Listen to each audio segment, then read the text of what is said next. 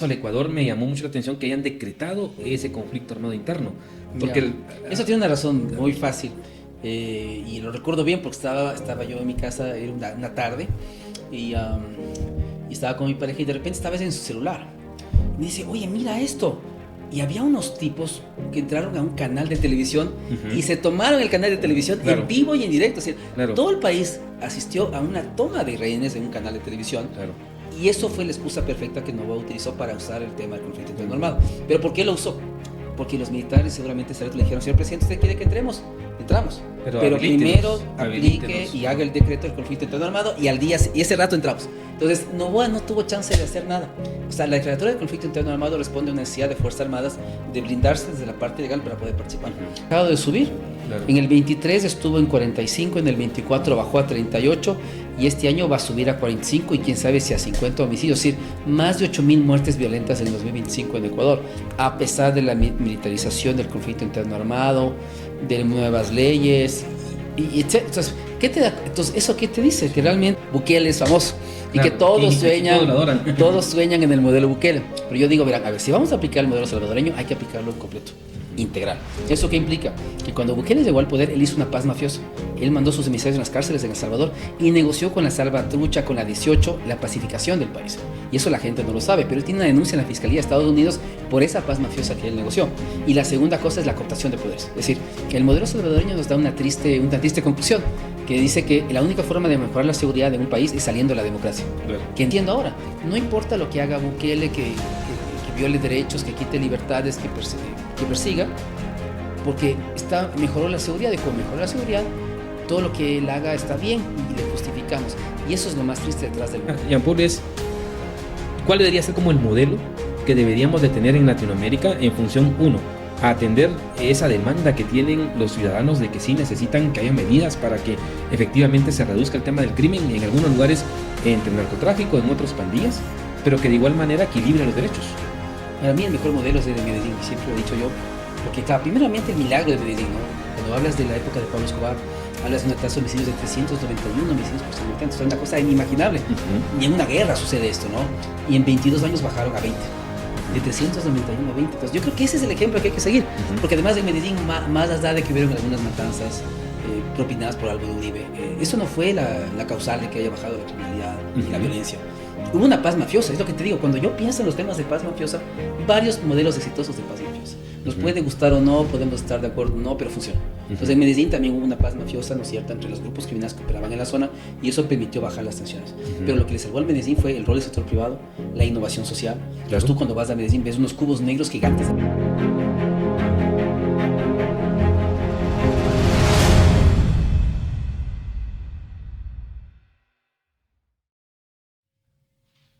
Bienvenidos a Otra Perspectiva Podcast. Soy Julio Melgar y hoy me encuentro con Jean-Paul Pinto, ecuatoriano, y vamos a realizar una segunda parte de una conversación que teníamos con él, pero hoy vamos a hablar de lo que está pasando en el Ecuador, que de una u otra manera cuando lo escuchen a él van a darse cuenta que tiene algunos elementos comunes de lo que está pasando en nuestro país.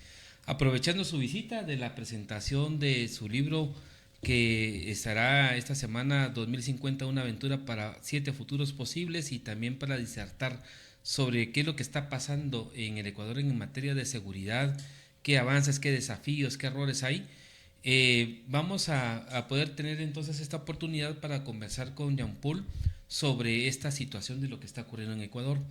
Para quienes no escucharon en la primera parte del episodio, Jean-Paul es ingeniero, tiene una serie de especialidades, por el tema del tiempo vamos a marcar, pero principalmente tiene maestría que está realizada en Toulouse, tiene un máster también en la ciudad de París, y tiene una maestría de seguridad y defensa por el Instituto de Altos Estudios Nacionales del Ecuador, y es doctor en administración por la Universidad del Valle, es docente y es autor de 4 libros, de los cuales uno pues ya conversamos en un episodio de Otra Perspectiva Podcast. Jean-Paul, ¿qué está pasando en el Ecuador? Yo me sorprendió cuando vi los indicadores de violencia y realmente nunca consideré que fuera una situación dramática. ¿Qué está pasando? Bueno, realmente ha sido un colapso, ¿no? Pero como te digo, el colapso ha sido muy reciente. No es que el Ecuador está colapsado desde hace 10 años o 15 años, ¿no? Esto surgió desde el año 2021, después de la pandemia. Entonces, la otra cosa que hay que analizar es qué impacto ha tenido el COVID sobre el tema del incremento de la violencia. Y eso implica que hay que aceptar que seguridad y desarrollo son una misma moneda de dos caras. Entonces, si los temas de desarrollo no se corrigen, la violencia se incrementa en una sociedad.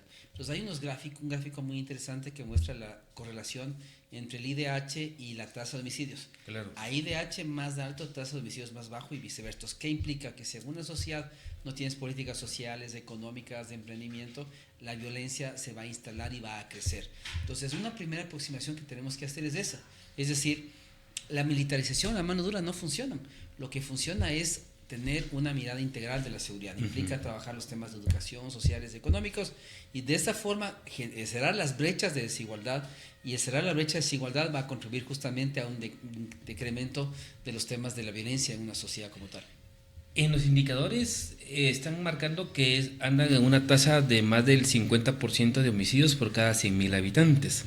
Yo te comentaba que esa tasa del 47% de tasa por 100.000 habitantes lo vivimos en Guatemala en la época del presidente Colón, cuando él toma posesión. Te estoy hablando el año básicamente 2008-2009, que fue cuando llegamos a ese pico. ¿Cuáles son las causas de esa violencia que se está generando en el Ecuador que tenga esa tasa de homicidios que yo entiendo que ahorita es la más alta en América Latina? ¿Es por narcotráfico? ¿Es por pandillas? ¿O es un mix de la naturaleza que esté generando esa escalada de violencia? Normalmente, claro, es por narcotráfico, ¿no? Además, la violencia se concentra en las ciudades de la costa, en las ciudades que dan al mar, porque es un tema logístico. Claro. El Ecuador no produce, el Ecuador simplemente distribuye. Es un punto digamos, de acopio de la droga que va hacia los mercados internacionales. Entonces, evidentemente, las sociedades que más están sufriendo el tema de la violencia son las ciudades costeras. Claro. Llámese desde el norte, Esmeraldas, Manabí en el centro, El Oro en el sur. Entonces, porque esas zonas están muy tomadas por grupos criminales que responden a carteles mexicanos y que también suben droga desde el Perú, ¿no es cierto?, baja desde Colombia, y que están disputándose un poco los territorios, porque sabemos que un territorio en disputa implica más dinero, mayor rentabilidad. Entonces, después de la pandemia, lo que vimos es que antes había algunos grupos criminales, pero cuando hubo el tema de la pandemia se dividieron, porque evidentemente había mucha más plata de por medio, y también había más gente que estaba desempleada, que no tenía ningún recurso, y seguramente fueron un vividero, ¿no es cierto?, de reclutamiento muy fácil. Sobre todo el gran problema del Ecuador ahorita es el reclutamiento de menores. Ese es el gran problema que tenemos. Hay una estadística que dice que alrededor de 30.000 personas están trabajando para el crimen organizado, de los cuales el 60% son menores de edad. Eso implica 18.000 menores de edad trabajando, ¿no es cierto?, en temas de criminalidad. Y también ellos son inimputables, como en el caso aquí en Guatemala, un menor de edad es inimputable penalmente. Entonces, esa es otra cosa interesante, porque con el asesinato de Miguel Uribe en Colombia, justamente se está requiriendo retomar ese tema, pero lo único que va a pasar es que cuando tú bajas un poco la edad para castigo, claro, los grupos criminales van a reclutar más a jóvenes nada más. Claro. Y lo otro es que no importa cuántas penas pongas, si es que no atacas los problemas que tienen los jóvenes. Entonces yo decía como ejemplo, si el día de mañana, ¿no es cierto?, estos 18.000 jóvenes dicen, no, ya no queremos más violencia, no queremos morir, entregamos las armas, y llegan a Ecuador y entregan las armas, ¿qué les vamos a ofrecer a cambio de eso? Becas de estudio, programas de emprendimiento, capital semilla, un primer empleo. No tenemos nada para ofrecer esto. Es el gran problema. Así mañana entregan las armas, no tenemos nada para ellos. ¿Por qué las entregarían? O sea, el gobierno no ha hecho nada para tener un plan justamente de reinserción. Porque aquí hablamos, ¿no es cierto?, de que son niños, son jóvenes, ¿no? No podemos ir con los militares a matarles, ¿no es cierto? No creo que esa sea la solución. Obvio es lo que la gente quiere. La gente, ¿no es cierto?, lo que vemos es que ha bajado a sus distritos más bajos, y lo que nos está pidiendo es que la pena de muerte y matarles a todos y violar derechos humanos. Entonces es una cosa muy compleja, pero entonces yo sostengo que en nuestra Constitución, por ejemplo, está el concepto de la seguridad integral, y yo trabajé en la primera versión del Plan de Seguridad Integral en Ecuador, y esto implica que las miradas tienen que ser multidisciplinarias, desde la economía, desde lo social, desde lo tecnológico, lo ambiental, de forma a tener un concepto de seguridad integral. Entonces eso es lo que hay que trabajar, pero llevamos 2 años con un plan que debió haber salido, como te digo, hace 2 años el ministro de Defensa lo debió sacar, y hasta ahora no lo ha sacado. ¿Pero por qué no lo saca? Porque en el populismo que estamos viviendo, evidentemente es mucho más fácil vender la idea de que sacando a los militares en la seguridad interna y aplicando la mano dura, esto va a funcionar. pero no ha funcionado, es lo que tú señalas, ¿no? Si llevamos 2 años de haciendo esta receta y la tasa de homicidios no ha dejado de subir. Claro. En el 23 estuvo en 45, en el 24 bajó a 38 y este año va a subir a 45 y quién sabe si a 50 homicidios, es decir, más de 8.000 muertes violentas en 2025 en Ecuador, a pesar de la militarización del conflicto interno armado, de nuevas leyes, y etc. Entonces, ¿eso qué te dice? Que realmente ese camino no es viable. Pero además hay otro problema, ¿no es cierto? Yo sé que aquí también Bukele es famoso. Y claro, que todos sueñan, todos sueñan en el modelo Bukele. Pero yo digo, verán, a ver, si vamos a aplicar el modelo salvadoreño, hay que aplicarlo en completo, integral. ¿Eso qué implica? Que cuando Bukele llegó al poder, él hizo una paz mafiosa.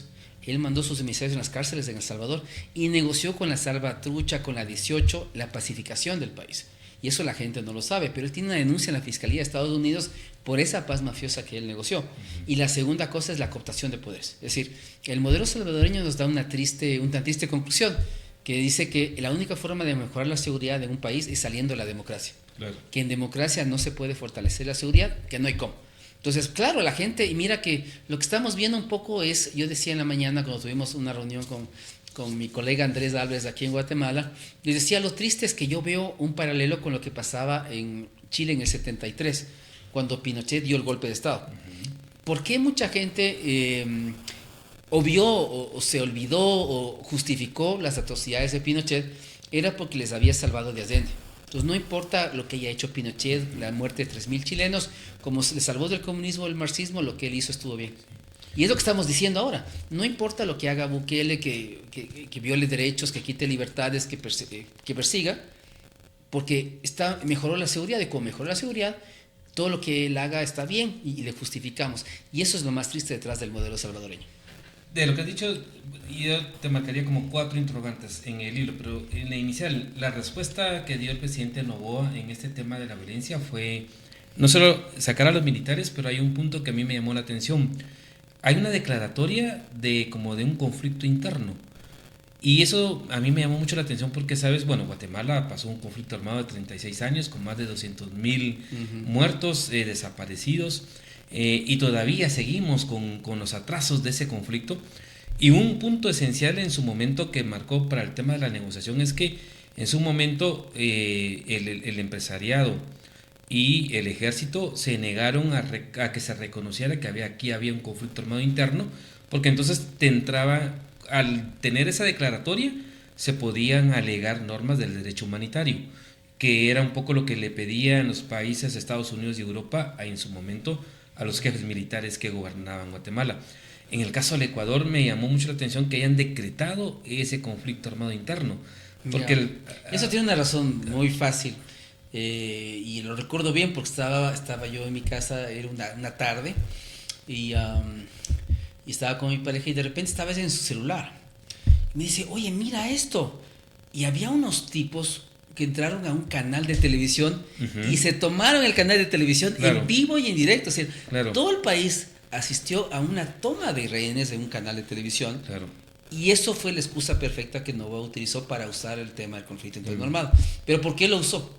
Porque los militares seguramente le dijeron, señor presidente, ¿usted quiere que entremos? Entramos. Pero primero aplique y haga el decreto del conflicto interno armado y ese rato entramos. Entonces, Noboa no tuvo chance de hacer nada. O sea, la declaratoria del conflicto interno armado responde a una necesidad de Fuerzas Armadas de blindarse desde la parte legal para poder participar. Hay que saber que los militares han dicho en Ecuador, no vamos a entrar hasta que no haya un marco legal que nos ampare. Y entonces hemos hecho decretos desde el gobierno de Lazo, varios decretos para que puedan participar. No se ha podido porque los militares siempre fueron reticentes. Y a pesar de que tenemos firmado el decreto de conflicto interno armado, tampoco lo han hecho. Si tú me hablas que en Ecuador hay una guerra, pero ¿de qué guerra estamos hablando? Una guerra es una guerra.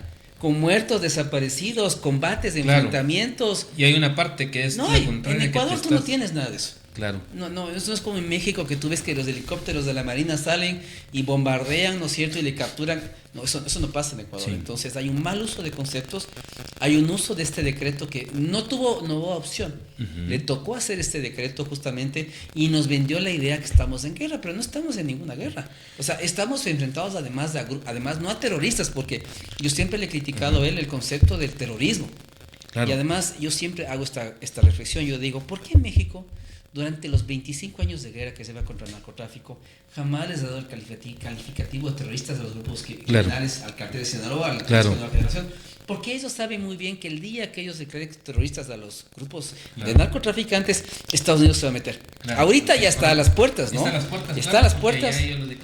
Pero México ha dicho, no, yo no tengo terrorismo aquí. Aquí no hay terroristas.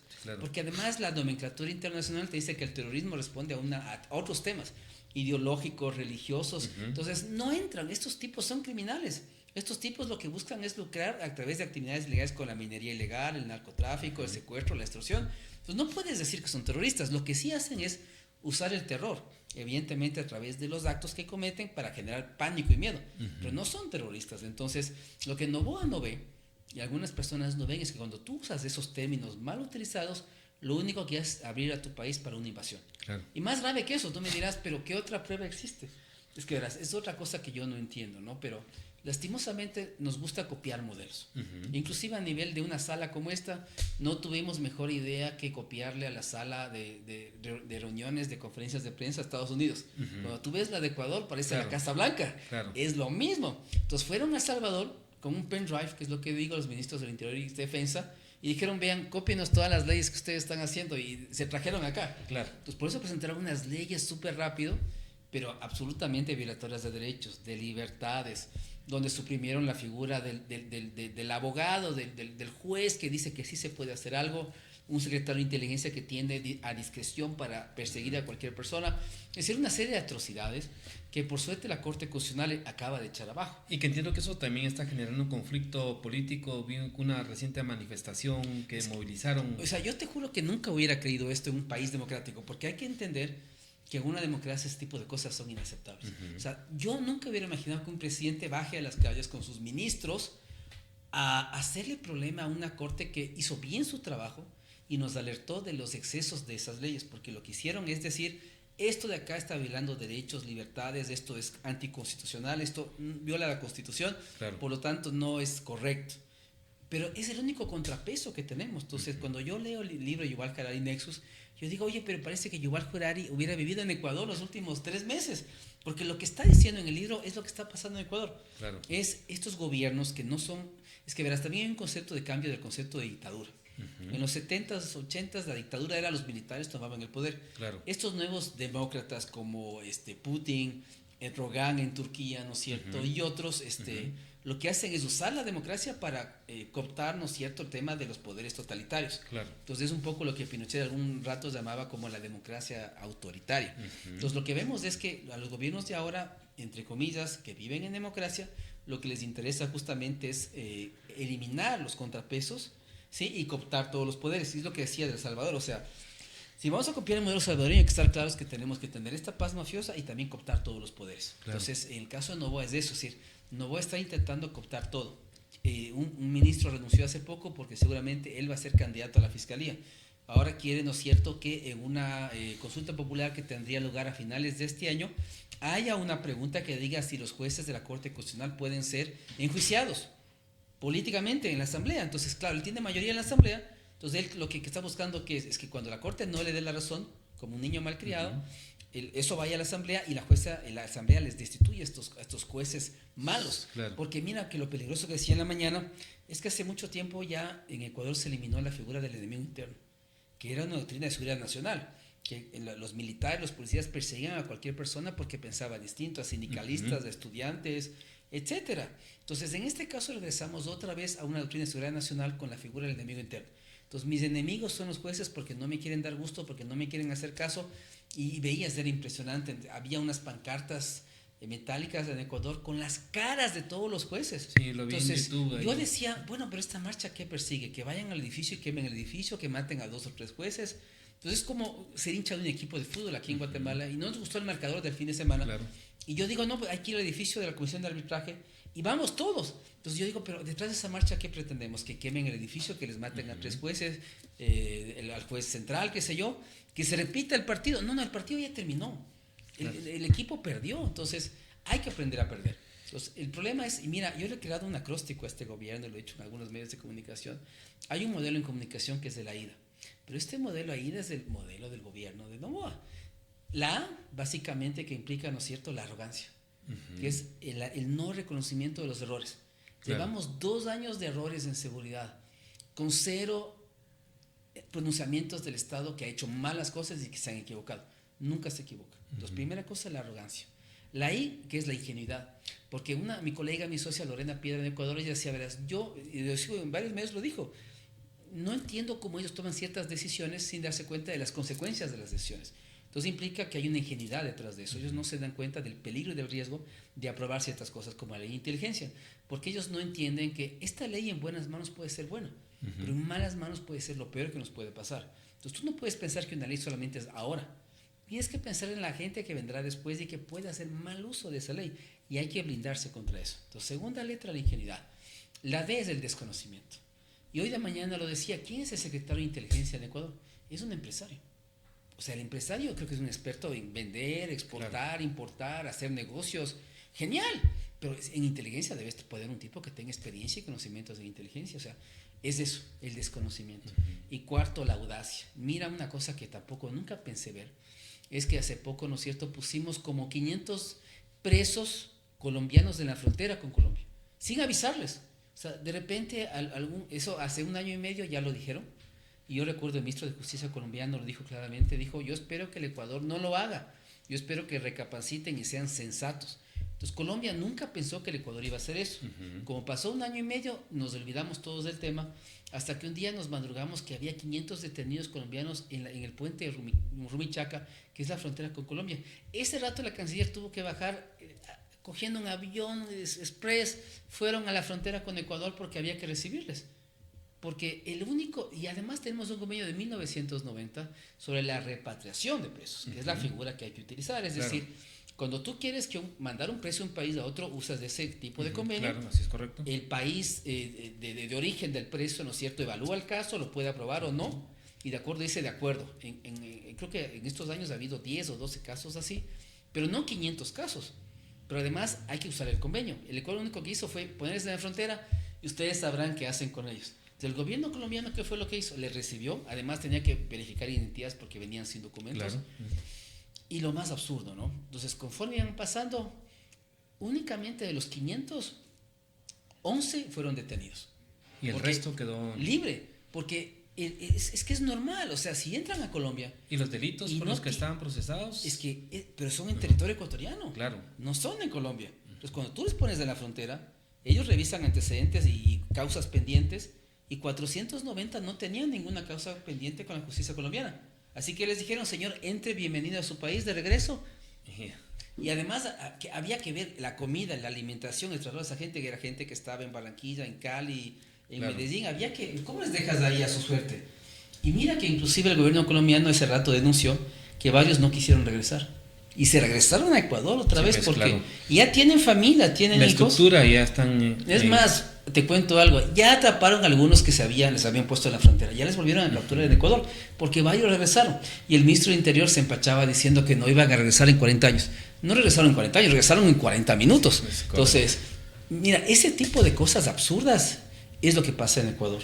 Y en este control de militarización... ¿también incluyó el tema de las cárceles o simplemente fue el tema de sacar al ejército a las calles y el tema de las cárceles también lo tomaron como un tema aislado, que es el modelo de Nayib? Claro, ahora hay un problema, ¿no es cierto? Nos dimos cuenta de lo siguiente. Primero hemos perdido todo este tiempo fortaleciendo a la Secretaría de Cárceles, que se llama el SNAI. Entonces yo siempre he sostenido que tenía que pasar por ahí.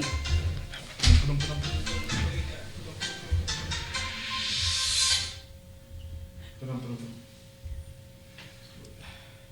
¿Qué creo que vas a sentar bien? Sí. No la voy a rechazar, lo voy a poner acá. Ya está, que seguimos cometiendo imagen. Sí, me fue, pero no, te estabas ahí, no. Justo cuando Jean-Paul se estaba alterando. Cuando estaba ya más enojado, estaba vehemente.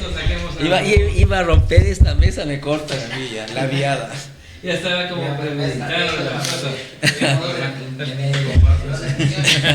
Tenemos que mediar de ilusiones, man. Para que el invitado está un poco alterado. Entonces, Entonces, en el tema de cárceles fue interesante porque nos dimos cuenta de una cosa que es lo siguiente, ¿no? O sea, perdimos mucho tiempo sin hacer el plan de fortalecimiento de la Secretaría de Cárceles, que es el SNAI. Entonces, yo siempre he sostenido que mientras los militares estén en las cárceles, debimos de haber trabajado en este plan, y hasta ahora no existe. Hasta ahora no tenemos un plan de fortalecimiento de cárceles. Entonces, lo que hicimos es, como no fortalecimos el SNAI, le sacamos a los militares de sus misiones principales, que era la frontera, la minería ilegal, y les pusimos a cuidar las cárceles, ¿no es cierto? Entonces yo dije, hay que tomar una decisión. Ahí tenemos dos opciones, creo yo. La primera es crear una fuerza militar penitenciaria, es decir, además de la fuerza aérea, naval y terrestre, habría que crear la cuarta fuerza militar penitenciaria, porque implica nueva doctrina, nuevo entrenamiento, nuevo armamento para que los militares puedan ocupar una cárcel. Los militares no están hechos para estar en cárceles. Claro. Ellos tienen un tema de enfrentamiento con un enemigo y además un tema de letalidad. Entonces habría que entrenar para que haya una cuarta fuerza militar. Ahora, si no quieres eso, evidentemente implica fortalecer la Secretaría de Cárceles, pero lo que hemos hecho es debilitar. Actualmente hemos fusionado eso con el Ministerio del Interior. Entonces va a estar bajo el paraguas del Ministerio del Interior, pero a mí me da miedo de que eso implique bajarle más de grado, quitarle presupuesto, quitarle funciones, y estamos debilitando más. Que es un modelo como aquí en Guatemala, te cuento, el sistema penitenciario depende del Ministerio de Gobernación, que es como el Ministerio del Interior, que es el que tiene a su cargo el tema de la seguridad pública. Ya. Entonces eso ya está, insisto, ya copiamos también eso, pero lo que nos dimos cuenta es que, a ver, al comienzo funcionó. Los militares jamás habían trabajado en las cárceles. Los policías se habían hecho cargo hay una guía penitenciaria. Y cuando vinieron los militares, claro, los estados fueron muy beneficiosos porque como no habían sido cooptados, pudieron requisar armas, licor, ¿no es cierto?, ver escondites, caletas que había en las cárceles. Pero con el tiempo que nos dimos cuenta que también fueron cooptados. Los militares fueron detenidos pasando armas, pasando licor, droga, porque es imposible. El narcotráfico tiene tanto poder económico que puede cooptar todo, y es lo que está pasando. Entonces, y además de eso nos dimos cuenta que como metimos militares de las cárceles, estábamos descuidando las fronteras, estábamos descuidando la minería ilegal, que deberían ser cosas de militares. Eso nos dimos cuenta porque 11 militares fueron asesinados en la frontera con Colombia por los comandos de frontera, que es un grupo criminal que opera ahí. Ya nos dimos cuenta que ese debilitamiento o el uso de fuerzas armadas en tareas de seguridad interna provoca este tipo de desprofesionalismo de la fuerza como tal. Entonces hay que tomar una decisión rápida. O creamos esta cuarta fuerza militar o profesionalizamos el SNAI, pero los militares tienen que volver a sus misiones principales. Claro. Porque si no, las fronteras están desprotegidas. Y entonces, digamos, y ahí es como me dejas en la inquietud, ¿en dónde está el modelo entonces de exportado de Nayib Bukele al Ecuador con el tema de las cárceles? Porque finalmente el tema de Nayib ciertamente fue un tema de detención y de sacar al ejército, de arrestar y de tomar cualquiera que marcara la duda que era pandillero, pues son los que iban a la cárcel, ¿verdad? Y a partir de ahí, eso es lo que ha sido parte de su éxito, que los mantuvo, y obviamente el cuestionamiento está en cuanto a si hay legalidad o no, en cuanto a la causa procesal para que estén detenidos, pero como están bajo un estado de emergencia, también eso de una u otra manera permanente ha violentado el tema de ese tipo de derechos. Es que digo, esas nuevas leyes que hicieron aprobar, la ley de solidaridad, la ley de inteligencia, iban en ese camino de la delación. El Salvador es un país de delación, es decir, Andrés me cae mal o le tengo envidia por algo, y yo digo, ¿sabes qué? Él está ligado a una mara, lo detienen y pasa un año preso. O un tatuaje y con un tatuaje preso. ¿Y eso qué sirve? Para inflar las estadísticas. Pues cuando yo presento las estadísticas, evidentemente las estadísticas son positivas. Entonces intentaron hacer eso, y por eso la Corte Constitucional dijo, no, estas cosas violan la Constitución, violan derechos, y le suspendemos. Y suspendieron varios artículos de la ley de inteligencia y de la ley de solidaridad, que ese era un nombre falso, porque era una ley de seguridad, ¿no? De solidaridad tenía muy poco. Entonces yo te diría que sí están intentando hacerlo, pero por suerte la Corte no ha permitido. Claro. Es el último candado que tenemos para que ese tipo de abusos se cometan, porque si no, ya te digo, o sea, yo me acuerdo en una entrevista que tuvimos en un canal de televisión con el ministro del Interior, él decía, pero cuando le atraparon a un criminal muy famoso que era Fito, decía, pero lo bueno es que llegamos donde él, sin que nadie nos diga nada. Pero es que ese es el riesgo enorme. Esa frase a mí me impactó mucho, porque así como llegaron de él, pues llegaron de cualquier persona sin que nadie diga nada. Y pueden interceptar comunicaciones, detener, torturar, porque también hay un artículo sobre indulto preventivo. Es decir, los militares también se la jugaron bien, y evidentemente implica, ¿no es cierto?, que si durante una operación hay daño colateral, hubo un abuso de derechos humanos, el presidente podría dar un indulto. Entonces no es cualquier cosa. Y el año pasado, en diciembre, 4 chicos murieron así a manos de la Fuerza Aérea, estaban pasando unos militares por un sector X y vieron a 4 niños y adolescentes que estaban ahí y los detuvieron. Los videos ahí, cómo suben a las camionetas de la Fuerza Aérea. Y luego lo que pensamos y lo que ellos un poco, algunos ya se han acogido al tema de colaboración, es que claro, les pegaron, ¿no es cierto? Y un poco yo creo que ese rato, ¿no es cierto?, los militares tenían que decidir. No les podían entregar a la policía, que es lo que tenían que hacer. Hay una violación de protocolos que no implementaron, porque el rato que les detuvieron tenían que llamar al jefe de la policía y entregar a la policía en completo estado, o sea, sin golpes ni ninguna cosa. Pero como no llamaron a la policía y actuaron solos, evidentemente la única zona de duda que tenemos con respecto a estos chicos es si les dejaron en un lugar porque su base quedaba cerca, entonces les dejaron ahí a su suerte, o hablaron con el grupo criminal de la zona y hicieron una entrada controlada.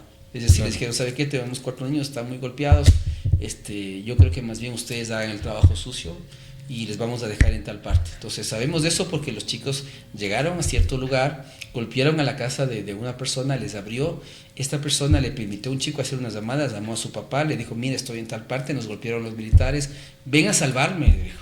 Y el papá cuando llegó ya no estaban, ya llegó tarde. Y días después los cuerpos de estos niños aparecieron descuartizados y quemados por un grupo criminal. Entonces, esos son los excesos de lo que hemos venido advirtiendo, de que el hecho de que militares estén en tarea de seguridad interna puede acabar en este tipo de acciones no de lesomanía, porque yo no creo que esto es una política de Estado, pero sí, ¿no es cierto?, de temas de desaparición forzada, porque la figura es la desaparición forzada en estos casos. Entonces ahí te das cuenta que estos modelos pueden parecer interesantes, pero en la práctica tienen unos riesgos enormes. Y estos chicos lastimosamente estuvieron en el mal lugar, a la mala hora, y se cruzaron con esta patrulla militar. Y fueron 4 niños, 4 familias que en la Navidad, porque fue justo en el mes de diciembre, no pudieron celebrar nada porque sus hijos habían desaparecido y luego aparecieron muertos. O sea, un tema muy complicado. Fíjate que en el caso de Guatemala, en la lógica que te decía al inicio de la experiencia, era de cuando estaba el crecimiento de la tasa de homicidios, particularmente homicidios por arma de fuego, hubieron, digamos, como algunas medidas que se desarrollaron que lamentablemente ya no terminaron o en el tiempo, porque te estoy hablando de 2010, 2011, se han ido debilitando, pero en algunos casos lo que sirvió mucho por el tema de la pandilla, porque aquí también es un poco la dinámica de si hay una relación lógica entre la pandilla y el narcotráfico, pero tiene también características distintas la actuación de unas y otras, y entonces ayudó mucho el tema de la videovigilancia, que de una u otra manera sirvió para rutas, porque abarcaban el tema de asesinatos en transporte público o en las vías principales, el tema del incremento a la investigación, particularmente desde la policía, que era no solamente la fuerza policial, sino el ejército, pero también investigadores, y hubo una mesa de trabajo que en ese momento funcionó muy bien con el Ministerio Público, porque era también un poco el tema de la investigación, la fórmula o el mecanismo de cómo se recaban las pruebas para que efectivamente puedan tener sustento al momento de llegar a un juicio y que no haya una violación a ciertas garantías. Eso de una u otra manera se perdió, pero de una forma, hoy por ejemplo, encontramos siempre ese mismo escenario, ¿verdad? La principal debilidad también ocurre con los sistemas penitenciarios. Tenemos a guardias penitenciarios que ganan menos del salario mínimo, 3,000, 4,000 quetzales, y de una u otra manera, por pasar cosas, teléfonos, esto y lo otro, obviamente ellos tienen un incentivo mayor. Ese es uno.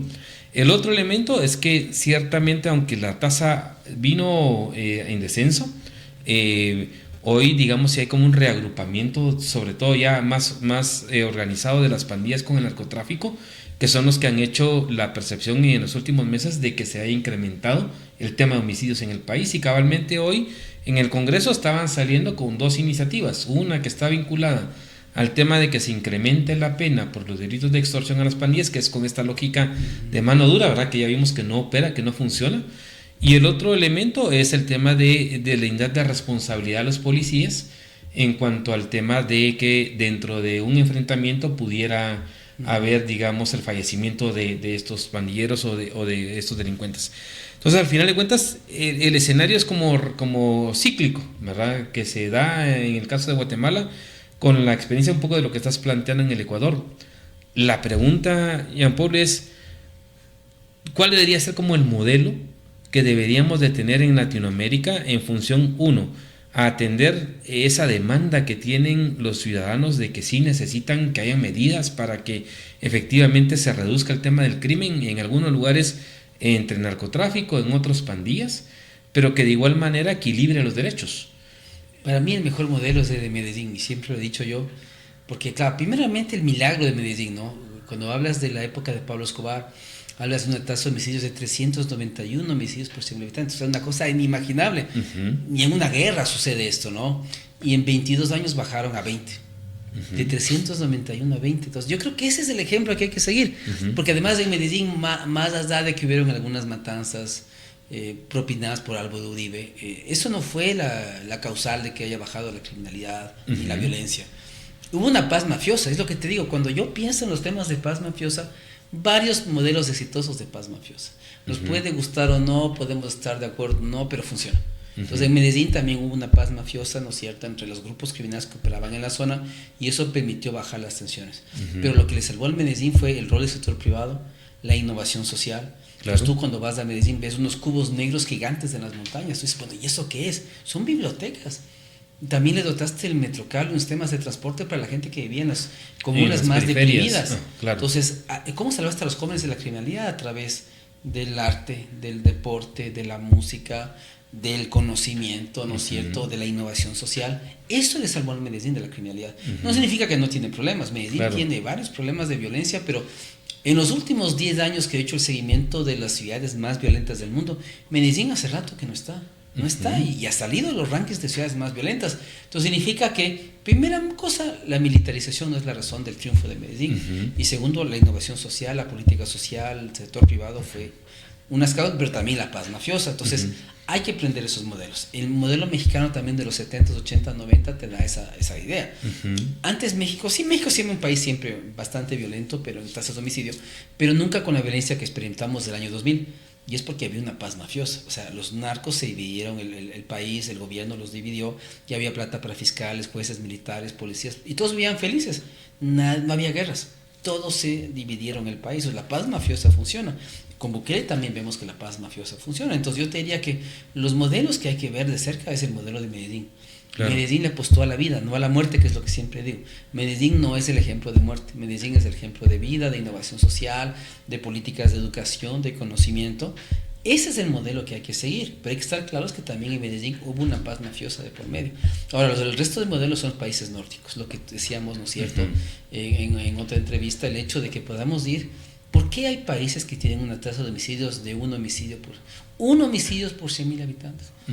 ¿Qué hacen esos países? ¿Por qué hay por qué cuando hay una matanza es algo tan excepcional? Porque sí las hay, claro, pero eso sucede cada 10 años. 10, 15 años. 15 años. O sea, no, las cárceles están vacías.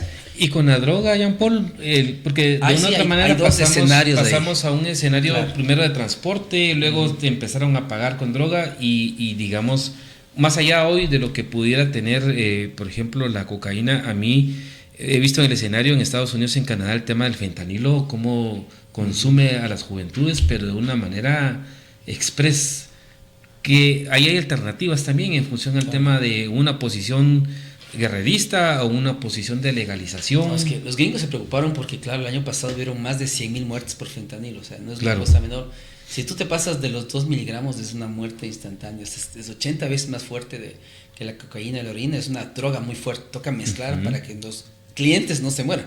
Entonces, pero en cambio ese fue el éxito rotundo de los chapitos.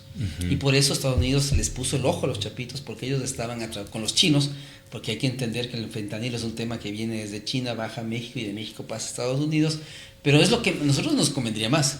Es un escenario, ¿no es cierto?, con esa famosa serie que se llama Breaking Bad, ¿no es cierto? O sea, los laboratorios químicos. Es decir, lo que nos podría salvar un escenario futuro es que la gente prefiere en el futuro las drogas sintéticas. Porque la droga sintética no necesita de cultivos ni en Perú ni en Colombia, se puede hacer un laboratorio en Canadá, en Francia, en Reino Unido. Para nosotros sería la salvación. Sería triste para la humanidad, pero para América Latina sería lo ideal, porque la geopolítica de las drogas se iría a otra parte. Entonces ya no. Ecuador, el gran problema que tiene es su ubicación geográfica. Es que está justo, ¿no es cierto?, en una parte geográfica que hace perfecto el transporte de la droga. Pero si eso se moviera, ya Ecuador estaría libre de ese problema. Y lo segundo es que hay algo que no da votos, que es la legalización. Nadie habla, nadie quiere legalizar, pero realmente es la solución. Uruguay hace 10 años legalizó todo el tema de la marihuana y es el país más seguro de Sudamérica. El país más seguro, más estable. Hay temas de legalización de drogas duras en Canadá, en la Columbia Británica. Hay marihuana legalizada en Alemania. Entonces hay un montón de ejemplos a nivel internacional de países que les ha ido bien con la legalización. Entonces yo creo que a nivel regional deberíamos comenzar a trabajar y a analizar eso. Pero desde mi punto de vista siempre será más fácil lidiar con una sociedad de adictos que necesitan rehabilitación a trabajar con una sociedad llena de sicarios. Eso no hay ni siquiera punto de comparación. Además, sicarios jóvenes, ¿no? Porque el tipo que le mató a Uribe ahorita en Colombia tenía 17 años. Pero el tipo que le mató a Jaramillo Ossa hace 35 años en Colombia, que era un candidato que fue asesinado también, tenía 15. Entonces te das cuenta que en la sociedad colombiana en los últimos 35 años no han aprendido nada. No han resuelto el tema del reclutamiento de menores, porque un menor de edad vuelve a matar a un candidato presidencial luego de 35 años. Entonces, es un problema. Y por eso no se soluciona metiéndoles a la cárcel más tiempo, sino realmente tratando de ver cómo sacamos a esos jóvenes de la criminalidad. O sea, el plan que nos falta a nivel regional es un plan que permita sacar a miles de jóvenes de la criminalidad. ¿Qué les ofrecemos a cambio? O sea, el día que me entrega el arma este joven, ¿yo qué le voy a ofrecer como Estado, como sector privado? Y en esta lógica, ya para ir finalizando, Jean-Paul, también que es complejo porque al final estás en un proceso de escenario de gobiernos conservadores, que en buena parte este elemento más integral de generar las condiciones de desarrollo de la juventud no lo toman como una prioridad porque obviamente están en una lógica, a veces también por intereses económicos, en esta dinámica de guerras y de choque y de enfrentamientos. O sea, está pasando algo muy grave, ¿no? Yo lo dije en las últimas entrevistas que he tenido, o sea, la gente no se da cuenta de los riesgos que estamos atravesando. O sea, nunca he sentido tanto peligro en América Latina de un regreso de los totalitarismos, de los gobiernos de derecha extremos que violan derechos, libertades. Y además lo más triste es lo que decía de Pinochet, justificado por el pueblo. O sea, la gente dice, no importa, ¿no es cierto?, que viole, que mate, que decapite, si me da más seguridad, yo le justifico y es más, yo cierro los ojos y no es como que hubiera pasado algo. Y es un poco lo que pasa en Ecuador, porque mucha gente le acepta muchas cosas al presidente porque nos salvó del correísmo. Entonces dice, como él nos salvó de que Correa vuelva al poder, puede hacer cualquier cosa, le vamos a aceptar y le vamos a apoyar porque nos salvó de eso. Pero es que eso no está bien, no es técnico, es lo que te digo de Pinochet. O sea, Pinochet fue un asesino. ¿Cómo es posible, no es cierto, que tú digas, no es cierto, que le vas a justificar sus 3.000 homicidios, desapariciones, porque hizo que el país de Chile reflote y sea una economía de primer mundo? No puedes, porque te olvidas de que realmente a la base él, además se robó un montón de plata. Pero en todo caso, es que es la lógica nuestra, ¿no? Y es el populismo. Entonces, es como subirse al metro o al bus. O sea, lo que hacen es, los países, esos gobiernos democráticos, entre comillas, se suben al metro, hacen el recorrido del metro, pero llegado a la parada donde tienen que bajar, se bajan nomás. Y la democracia queda ahí. Entonces, es lo que digo, tenemos que redefinir qué es democracia, qué es un país democrático, porque si vamos, por ejemplo, por el parámetro de elecciones, Venezuela es un país súper democrático. Siempre hay elecciones, ¿no es cierto? Bukele también lo hizo. Y creo que tuvo 80% de votos a favor, pero eso no puede ser nunca una democracia. Pero como digo, el paradigma, ¿no? Y lo más triste es de eso, o sea, que estamos vendiéndole a la gente que la única forma de mejorar la seguridad en un país es saliendo de la democracia. Yo no quisiera pensar eso y sería lo más terrible que puede pasar. Y además lo triste es que la gente apoya eso. Y dice, no hay problema, usted me quita libertades, dale. Usted me quita esto, no hay problema, hágalo. Pero es que la gente también está un poco, digamos, cansada de la violencia, de la extorsión, de las muertes. Pero lo que no se da cuenta es que realmente, por un lado, ese camino no funciona, y por otro lado, eso nos lleva a salirnos de la democracia e implica perder un montón de derechos y libertades que difícilmente después vamos a poder volver a recuperar. Claro. Bueno, Jean-Paul, te agradezco entonces por la posibilidad de transmitir estas ideas, de conocer también qué es lo que está pasando en este momento, no solo en el Ecuador, sino en toda la región de América Latina. Y que yo creo que queda una reflexión para nuestros invitados, para quienes nos están escuchando, en cuanto a lo que también viene para Guatemala, porque también nosotros no estamos muy lejanos y estamos en un escenario bien complejo, con una serie de todavía de atrasos que tenemos de siglos y frente a los nuevos desafíos que nos viene marcando el futuro, ¿verdad? Entonces ahí creo yo que deja como un punto de reflexión para los guatemaltecos. Ya para finalizar, ¿algún mensaje final, Jean-Paul? Mira, yo creo que deberíamos de hacer un poco lo que decía Jared Diamond en su libro sobre las crisis.